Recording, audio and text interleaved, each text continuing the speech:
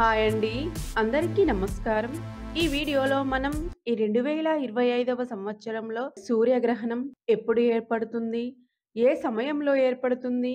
ఈ గ్రహణం మన భారతదేశంలో కనిపిస్తుందా లేదా? గ్రహణ నియమాలు పాటించాలా లేదా? గర్భిణీ స్త్రీలు జాగ్రత్తలు తీసుకోవాలా లేదా? అనే విషయాలన్నింటి గురించి ఇప్పుడు మనం వివరంగా తెలుసుకుందాం.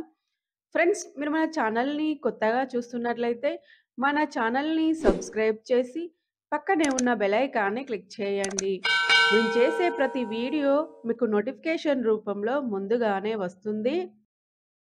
ఈ 2025వ సంవత్సరంలో రెండవ సూర్యగ్రహణం సెప్టెంబర్ 21, 2025 ఆదివారం రోజున ఏర్పడుతుందండి. ఇది పాక్షిక సూర్యగ్రహణం అండి.